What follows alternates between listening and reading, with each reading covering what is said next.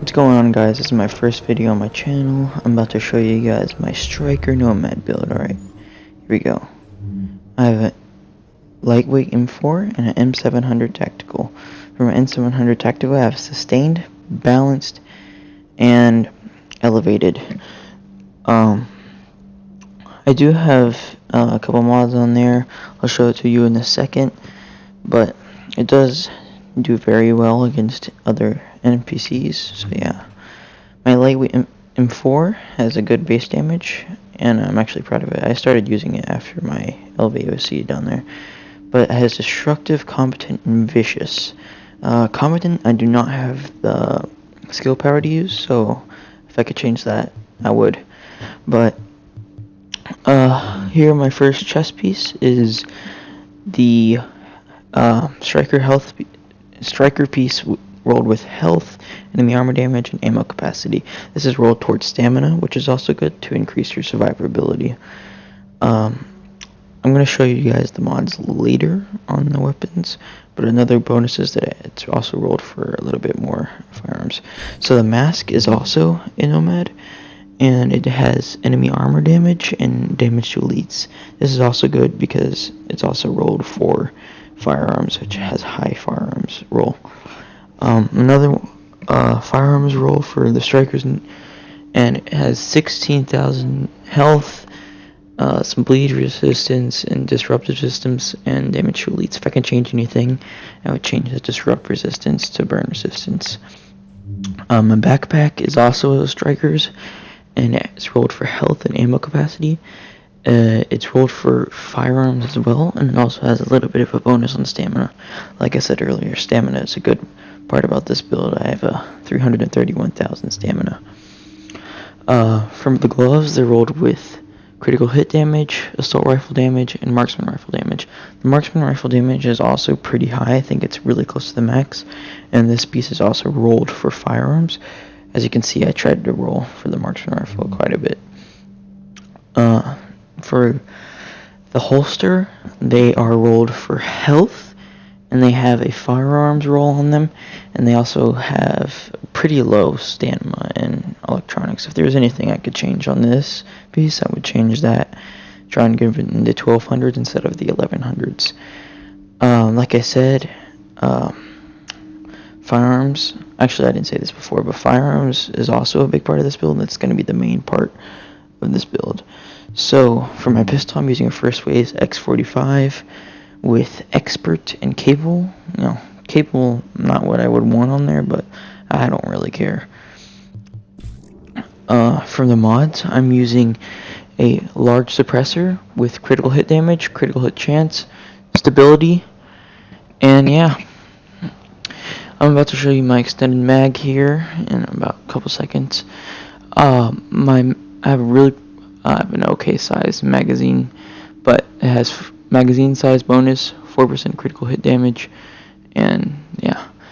Also, I'm using an ATAX winter weapon skin. I really like the way it looks. I've always liked the kind of white look to it. I'm also using 8 time scope with stability, accuracy, critical hit damage. You can also see and take a look at my RPM in the mag. Like I said earlier, I really do find bolt action rifles very valuable. For my lightweight M4, I'm using an Omega rifle suppressor with headshot damage, critical hit damage, and stability. Now, the thing I love about lightweight M4s is their fire rate. It's really high. For my underbarrel, I'm using angled grip with stability, critical hit chance, and yeah. I'm also using a magazine with magazine size, reload speed, and rate of fire.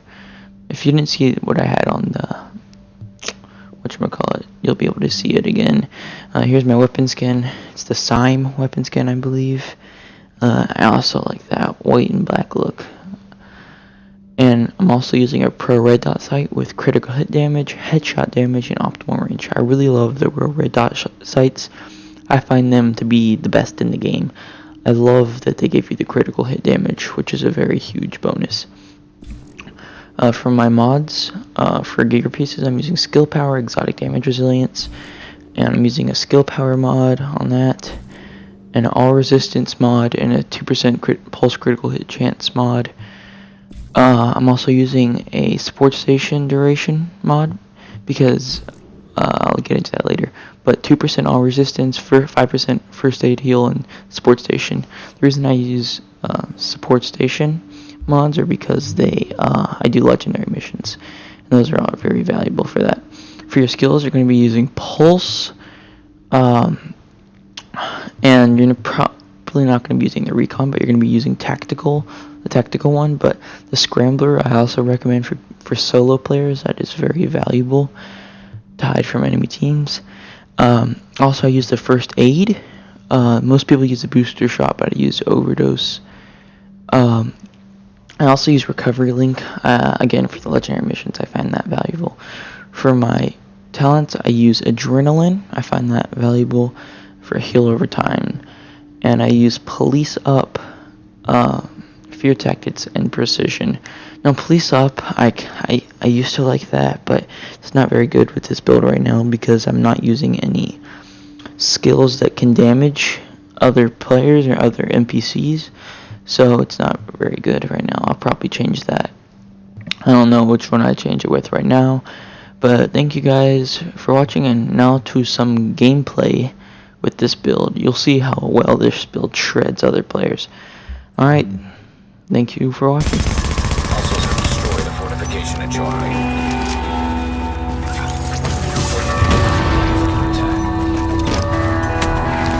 30 seconds until victory.